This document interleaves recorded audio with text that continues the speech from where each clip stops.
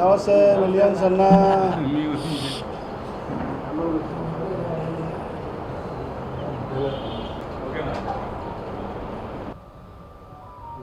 మరి ఇవాళ ఆంధ్ర రాష్ట్రంలో కూటమి ప్రభుత్వం వచ్చి 2 సంవత్సరాలు అవుతా ఉంది.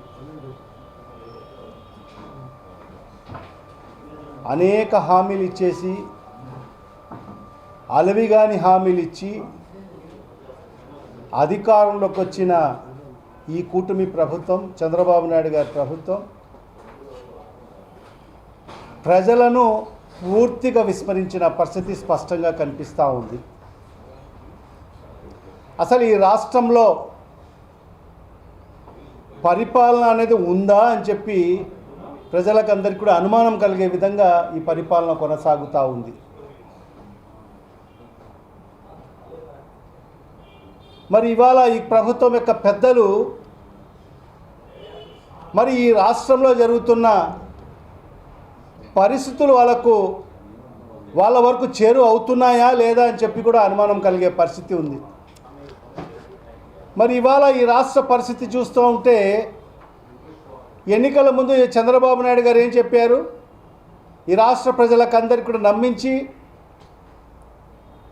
నేను ముఖ్యమంత్రి అయితే మా కూటమి ప్రభుత్వ అధికారంలోకి వస్తే జగన్మోహన్ రెడ్డి చేసిన సంక్షేమ పథకాలకు మిన్నగా నేను మీకు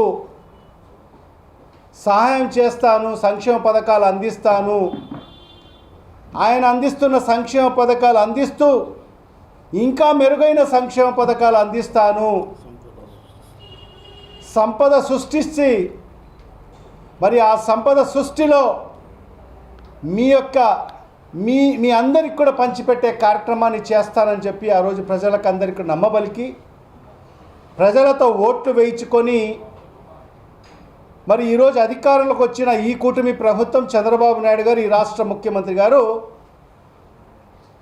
యావత్ ప్రజలందరినీ కూడా రోడ్లపైకి తీసుకొచ్చి బార్లుగా నిలబెట్టే పరిస్థితి ఈరోజు చూస్తున్నాం. మీ యొక్క పత్రిక ఆంధ్రజ్యోతి, మీ పత్రికే ఈ ప్రభుత్వానికి వెనకేసుకొస్తున్న పత్రిక. చంద్రబాబు నాయుడు మీద ఈగ వాలనీయదు ఈ పత్రిక. మరి అలాంటి పత్రికలు కూడా చూడండి,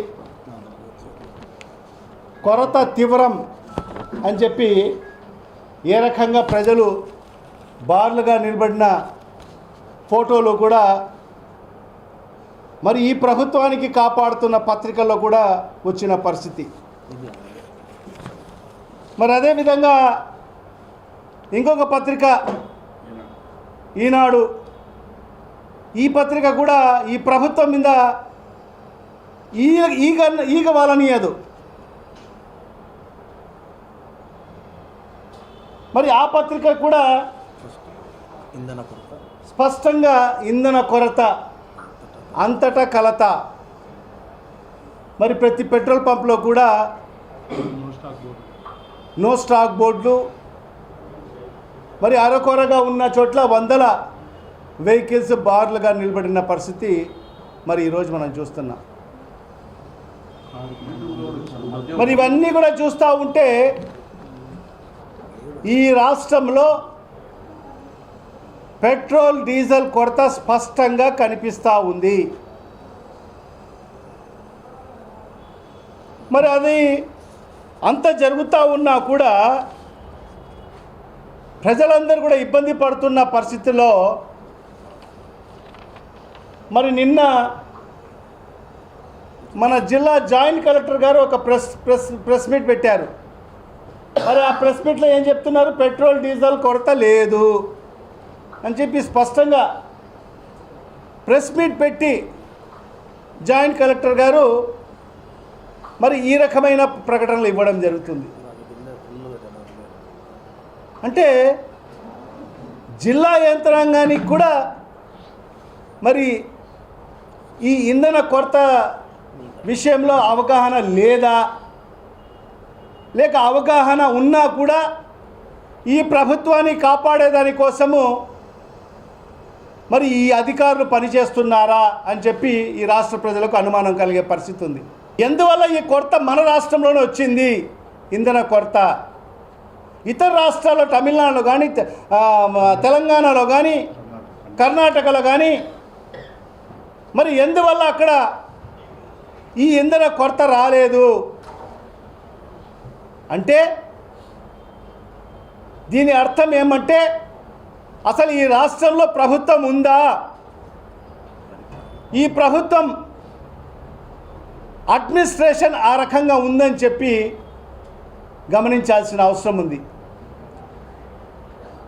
ఇంత పెద్ద ఎత్తున ప్రజలు ఇబ్బంది పడుతూ ఉంటే ఇంధనం అంటే ప్రతి దానికి దాంతో ముడిపడి ఉంటుంది. నిత్యావసర వస్తువులు మనకు ప్రజలకు అందుబాటులోకి రావాలంటే ఇంధనం కావాలి. ఏ వస్తువులు కూడా ఈ రాష్ట్ర ప్రజలకు అందుబాటులోకి రావాలి అంటే వాళ్ళకు చేరువు కావాలంటే ఇంధనం వల్లనే అవన్నీ కూడా సాధ్యమవుతాయి. మరి ఇవాళ ఇంధనం సరఫరా సరిగా లేకపోతే, ఇంధనం దొరకకపోతే భవిష్యత్తులో నిత్యావసర వస్తువులు కూడా ఇప్పటికే ఆకాశానికి అంటాయి ధరలు. భవిష్యత్తులో మరి అవి కూడా దొరికే పరిస్థితి ఉండబోతుంది. ఖచ్చితంగా ఈ ప్రభుత్వం వెంటనే స్పందించాల్సిన అవసరం ఉంది. కానీ ఇవాళ మన ప్రభుత్వంలో ఉండే పెద్దలందరూ కూడా చూస్తే కొందరు విహారయాత్రలకు వెళ్ళారు సింగపూర్కు. మరి మన రాష్ట్రానికి సంబంధించిన ముఖ్యమంత్రి డైవర్షన్ పాలిటిక్స్లో ఆయన బిజీ అయిపోయాడు. మరి ఇంకొక నేను ప్రశ్నిస్తానని చెప్పి అధికారంలోకి వచ్చిన ఆయన రెస్ట్ తీసుకుంటున్నాడు హాస్పిటల్లో.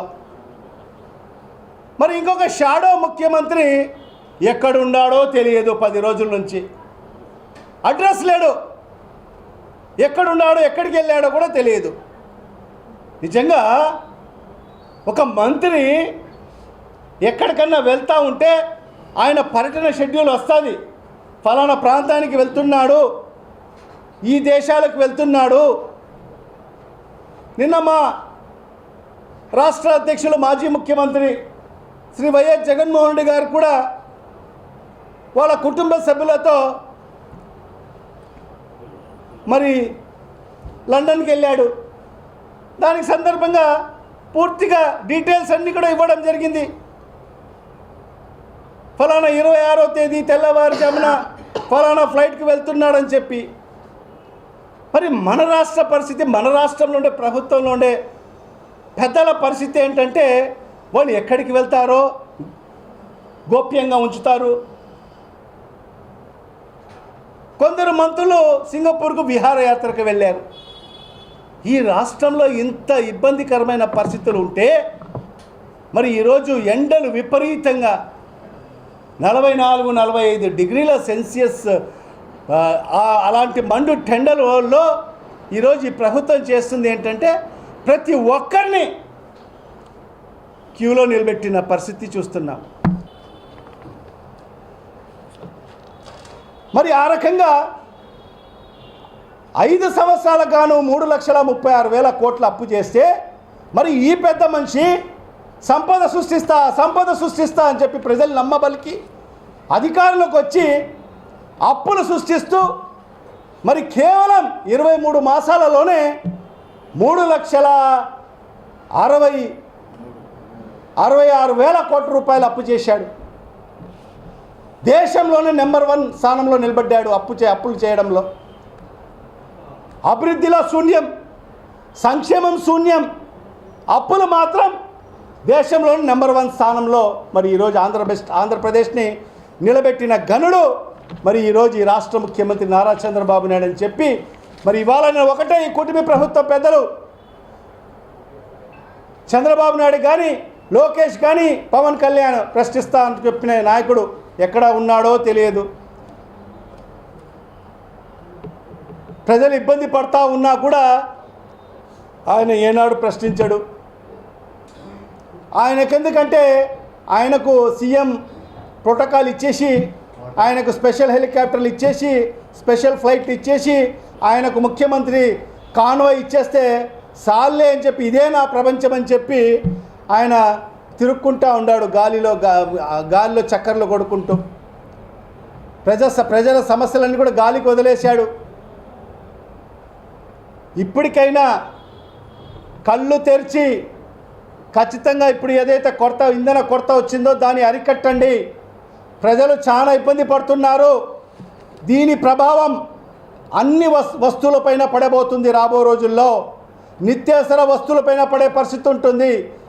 రైతులకు సంబంధించిన ఎరువులపైన పడే పరిస్థితి ఉంటుంది. అన్ని రకాల వస్తువులపైన ఈ ఇంధన ప్రభావం పడబోతుంది. తస్మాత్ జాగ్రత్త అని చెప్పి ఈ సందర్భంగా ఈ ప్రభుత్వాన్ని హెచ్చరిస్తూ,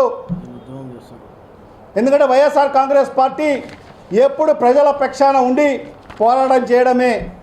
ఎందుకంటే మా నాయకుడు నేర్పించింది అదే. ఎప్పుడు ఎక్కడ ప్రజలకు ఇబ్బంది కలిగినా వైఎస్ఆర్ కాంగ్రెస్ పార్టీ నాయకులైన మేము ప్రజల పక్షాన ప్రజల గొంతుగా మనం మాట్లాడతామని చెప్పి కూడా ఈ సందర్భంగా తెలియజేసుకుంటూ సెలవు తీసుకుంటున్నాం.